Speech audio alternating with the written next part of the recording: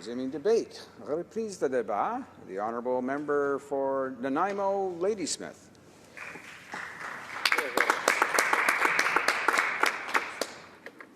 Mr. Speaker, I am splitting my time with my colleague, the Member of Parliament representing Berthier-Maskinonge. Because this is my first full speech in the House, I want to thank the voters and volunteers of Nanaimo Ladysmith, my family and friends, for the honour of their support and the great privilege of being in this House. I also salute my local government colleagues and constituents who taught me a great deal over 4 years serving in office, 4 terms serving in office. I also want to state the privilege of living on the unceded territory of 3 First Nations in my riding, Sanemo, Saminas, and Snanaas or Nanoose First Nation, as well as many Métis and Indigenous leaders in the community and many residents. They are teaching me every day about the importance of reconciliation around working on right relationship, work that Canada needs to do vitally.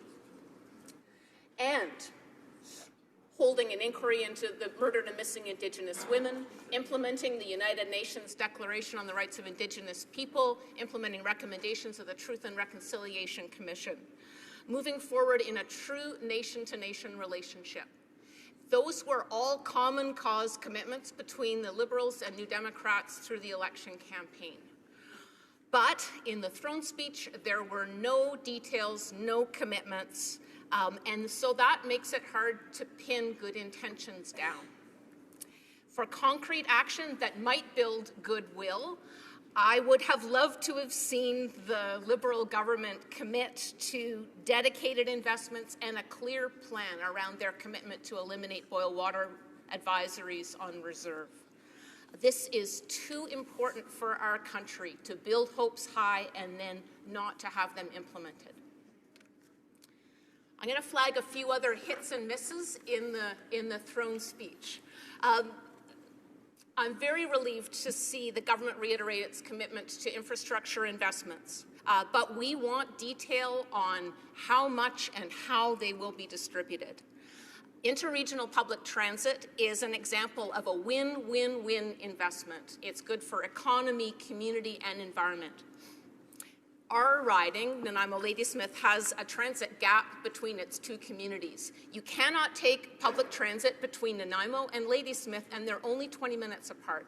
That makes it hard to get a job outside your immediate community. It's bad for business. It's bad for the environment. Better yet, supporting interregional transit between my colleague for Member of Parliament for Cowichan, Malahat, Langford. Duncan and Nanaimo both have campuses, burgeoning campuses for Vancouver Island University. Interregional transit connecting those 2 communities would be very good for student affordability, let alone economy and environment. In my own home community, Gabriola Island, residents got tired of waiting on long lists for public transit funding, so they established their own regional service. For a community of just 4,000 people, they have funded themselves, with some support from the Regional District of Nanaimo, 3 biofuels buses. They've run the whole system on volunteers, and on Saturday, they celebrated their 33,333rd passenger. It's fantastic work by a very small community organization. I'm very proud of what they've done, but running public transit should not fall only to community volunteers. We badly need strong federal and provincial government partners to make public transit work. Last year, New Democrat members of Parliament representing ferry-reliant communities asked the federal government to make it permissible for BC Ferries to apply for infrastructure funding. Ferry users in our communities have been hit very hard by skyrocketing fares originating from a semi-privatization philosophy of the provincial Liberal government in British Columbia. It's very hard on community, very hard on affordability, and this is our marine highway. BC Ferries represents our marine highway. As the progressive opposition, New Democrats will keep pushing the Liberal government for strong, reliable, long-term investments on public transit infrastructure. The throne speech promised legislation that will provide greater support for survivors of domestic violence and sexual assault. I cannot overstate how badly Nanaimo Ladysmith needs such support. We need to prevent violence against women. So much has fallen to frontline organizations who pick up the pieces every day. One such organization is Nanaimo's Haven Society.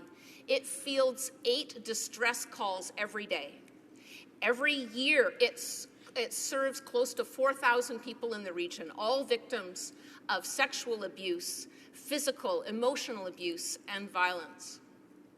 Because of inadequate finances, Haven Society has to turn away 75 women every year who are ready to leave abusive relationships, but there is no shelter for them. Imagine the heartbreak of that. They just simply don't have enough shelter. Across the country, there's a powerful network of domestic violence shelters picking up the pieces.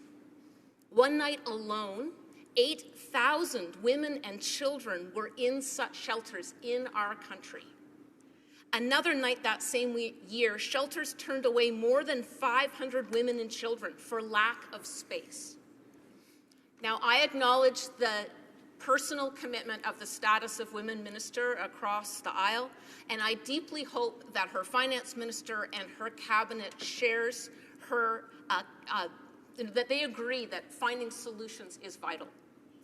I salute the work of shelters and anti-violence workers across the country, and I hope that we have a government that supports them and keeps the vulnerable safe.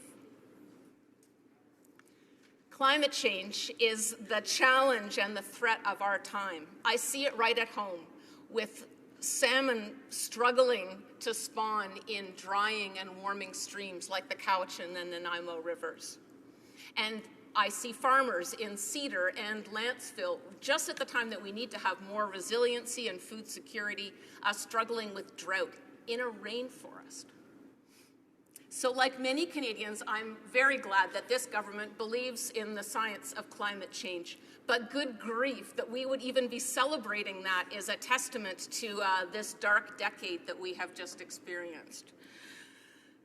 But despite that commitment from the government, the throne speech only said the government will provide leadership.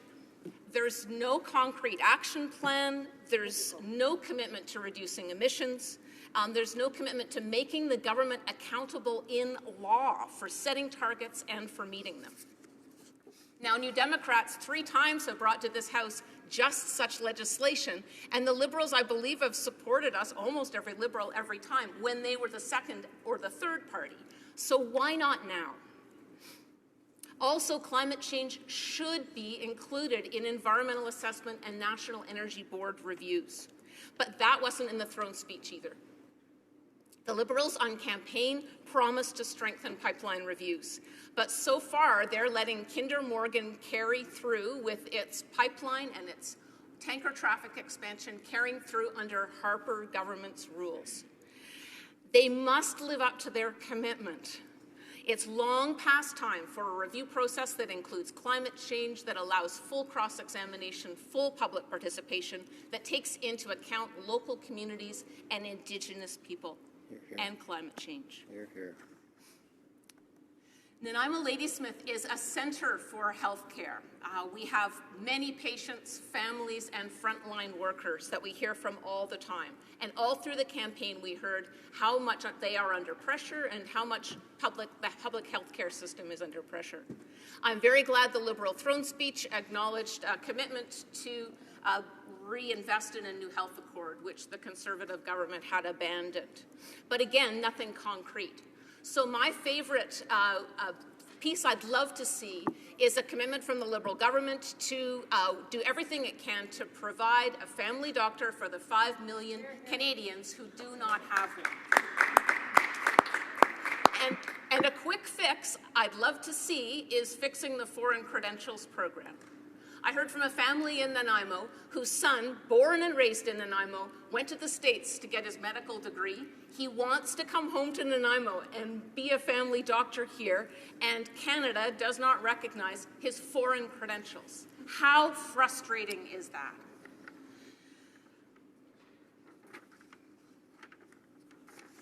There is much work to do, much hope and much opportunity. And when the economy is in trouble, it is the most vulnerable and those with the least that suffer the most. The government can and must play a direct role in reducing that inequality. And we will push the Liberal government to take concrete actions to do so. Tom Mulcair and our NDP team will be standing up for such action every day in this House. Thank you very much.